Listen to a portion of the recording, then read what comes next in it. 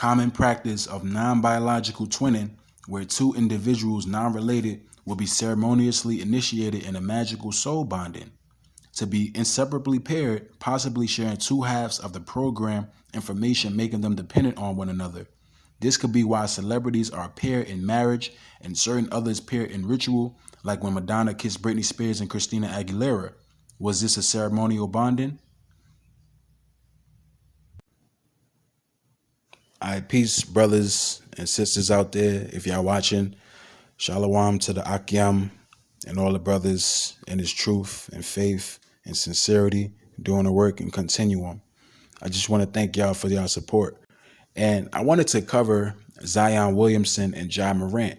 And the reason why I wanted to cover Zion Williamson and Ja Morant is because of my understanding of MK Ultra and how it pertains to the entertainment world, the sports world, so on and so forth.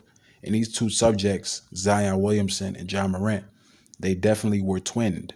And I'm going to go more into that. But just going off of this image here, you see Zion Williamson. He's from Spartanburg, South Carolina. And we know Ja Morant as well is from South Carolina. And you see him, sporting a jersey with the number 12. Now, we know that the number 12 is important because, that represents the 12 tribes of Israel. That's why he's wearing the number 12. That's why he was picked number 1 and Ja was picked number 2, right? Ja Morant wears number 12. Why? Because his name is Ja. Ja is the modern way of saying Yah. Yah is an archaic form of Jah. Yah meaning who? Yahweh. They're calling him a proverbial God. These people, as far as Zion Williamson and Ja Morant, they were put under twin programming. They are super soldiers. They were genetically modified. That's why Zion Williamson is able to jump out the gym the way he does. And not to take away from his gifts, because he is gifted, but you can tell that it's on another level. But yes, Zion Williamson, you see him on the cover of Slam magazine, highlighted in the yellow, because they know that he was going to go on a path of enlightenment, on a path of stardom, fame, if you will, based off of his gifts and what he's been put under in regards to the trauma, the rituals, so on and so forth. Same thing with LeBron James. Same thing with Steph Curry, Chris Paul, Draymond Green. Like when you look at certain players, you can tell that it manifests itself in regards to the trauma that they've been put under. Like Draymond Green, when he was just staring into the sky for like 10 minutes at the podium at a press conference. As well as this guy on the Pelicans, Brandon Ingram. You can tell that he's been put under some form of programming because he always got them sleepy eyes. I could be tripping. The guy could just be smoking a lot. I don't know. But there's certain things I see that make me question not question, but it makes you understand, where it comes from in regards to why certain players act the way they act or say what they say, or just, gesticulation, so on and so forth, the way they move, or, how their mannerisms, things of that nature. You can tell that it comes from, the programming, the rituals, them being put under MK Ultra. You know what I mean? So this right here is Zion Williamson and Zion. We know about, King David and Zion, understanding that's basically like the highest point, Mount Zion, the promised land of Jerusalem, Zion Williamson. The higher ups know who we are. They know who we are. These brothers were put under some form of Israelite programming or Israelite twinning programming to let you know that we are in the last days.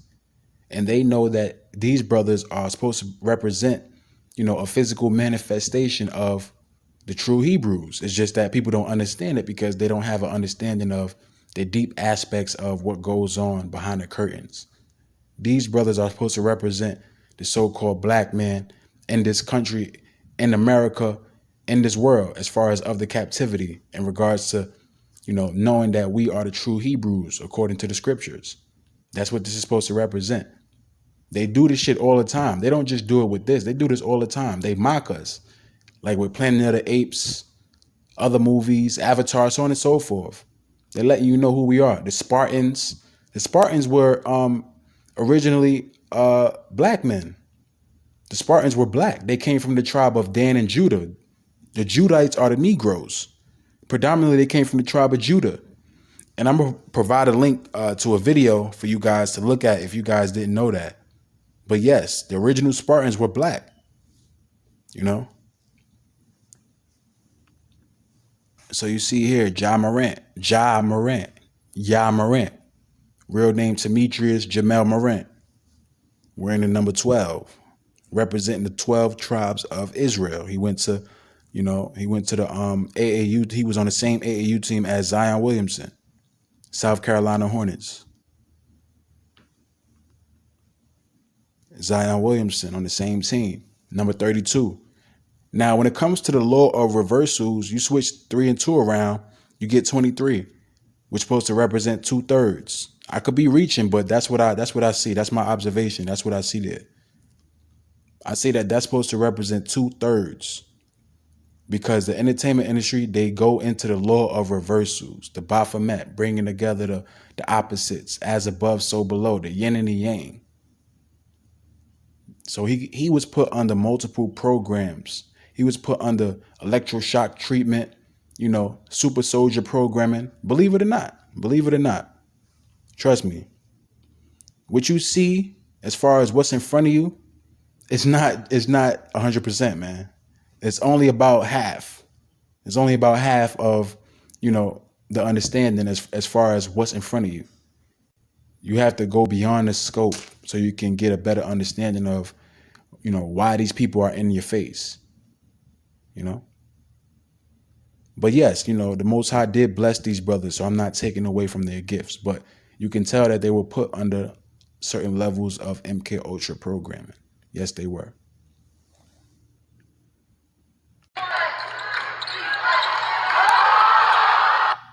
And by the way, your hairstyle is almost exactly the same. But again, Zion expected to be chosen first overall, one spot ahead of you. Take me back 4 years ago. What do you remember most from your playing time together? Zion was a freshman in high school. I was a sophomore. Like you said, we played with South Carolina Hornets. We had a great season together. Didn't lose too many games. And, it was just fun being on that floor with him and just being able to throw the ball anywhere. He go get it. Yeah, I can imagine as a sophomore in high school, that would have been a blast. Do you guys still communicate? Have you talked to him leading up to tomorrow night? Yes, I just left Zion. Yeah, what are you talking about right about now? I can't imagine. It's just like a wild moment for both of us for to be top picks right now.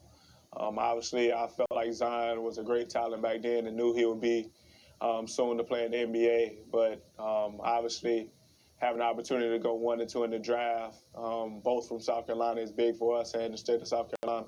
Yeah, I can't imagine how much pride both of you feel to have kind of grown up together. So 24 hours from now, you're going to hear your name called by the commissioner of the NBA, Adam Silver.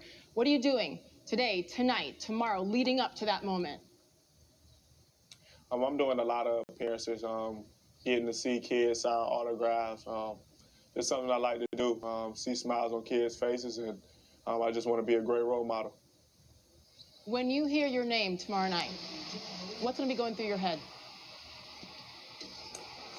I think tomorrow night will be a very emotional night for me and my family. Obviously, we all know what I've been through to get to this point, but it'll also be exciting because I'll be achieving my dream.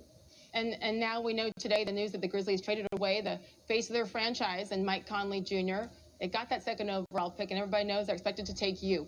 Why do you think you'd be a good fit there, Ja? I'm actually just hearing the news. I've been busy all day and didn't see it, but I feel like Conley is a great player.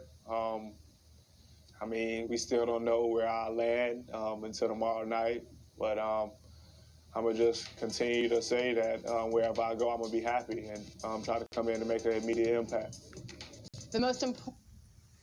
The way he sounds, he sounds kind of like robotic in a way. I'm not saying that the brother has no personality or anything like that, but you can tell that, there's a robotic element to him. Not necessarily saying in actuality, I'm just saying in regards to him being put under some sort of programming.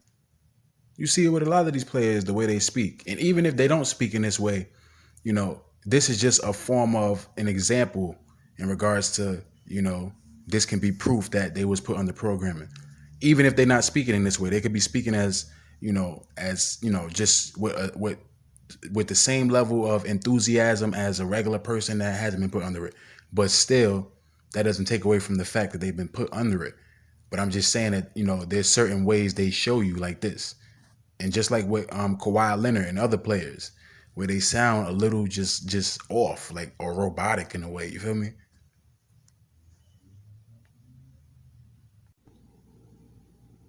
So I just wanted to read up on this article that I discovered on a man named Ben Yarborough.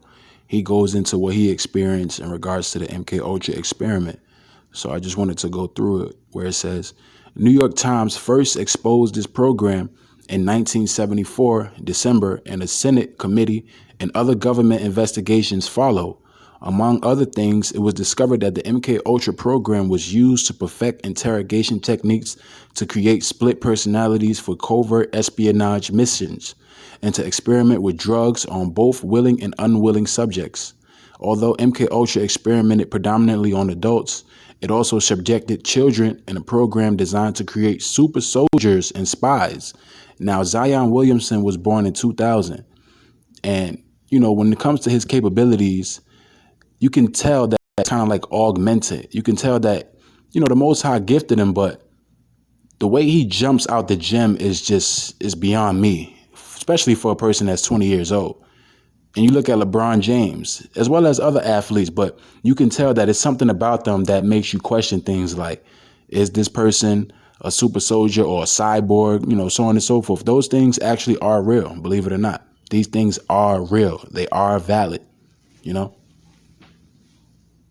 So it says, IFL Science stated that MK Ultra was an ambitious, morally corrupted attempt by a paranoid, proactive agency, which escalated very quickly, culminating in illegal drug tests on thousands of American individuals in the name of national security. I believe we were placed in that program during the summer of 1958, Bill begins. I was 4, my sister was 8, and my brother was 2. We repressed these memories for 30 years. In the 1980s, we began to recall our buried past. We had common memories that arose of being kept in basement jail cells, as well as being subjected to electroshock, drugs, isolation, deprivation, psychological assault, and other traumas. The idea behind these practices was to put the mind into a state of shock, where it could then be reprogrammed. In its obsession to defeat communism, the CIA even recruited ex-Nazis, scientists, to run aspects of this program. They also wanted to mold individuals who would achieve high levels of performance.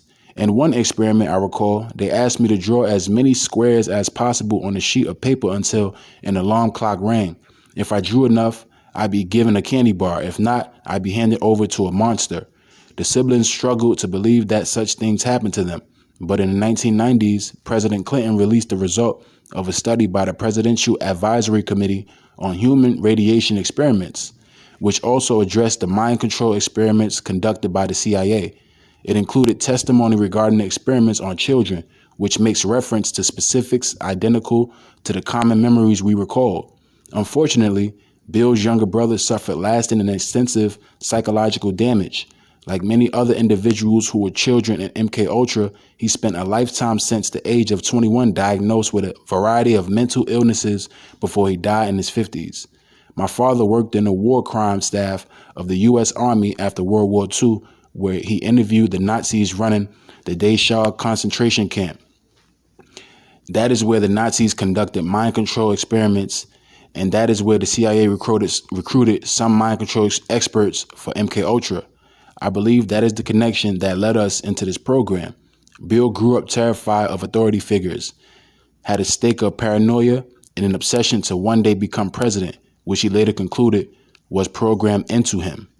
And most of these presidents, they become programmed. They become farm raised, or they were farm raised, and, based off of what's prognosticated, you see they fulfill as far as, the presidency and what have you when it comes to certain presidents, the majority of them actually.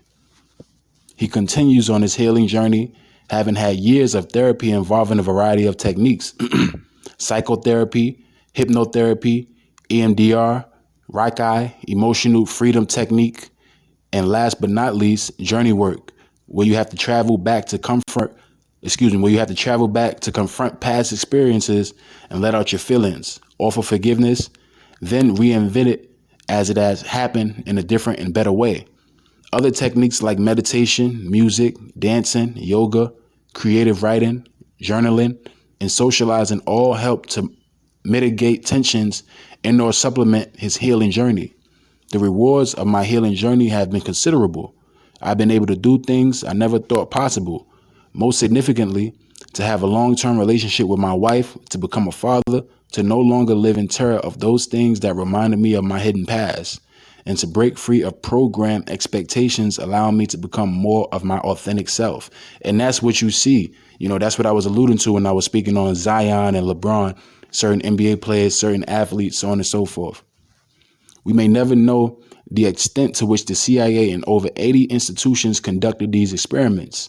Once New York Times exposed the 14-year program, CIA Director Richard Helms ordered the destruction of thousands of pages of documentation. Writing the novel has been therapeutic for Bill as well.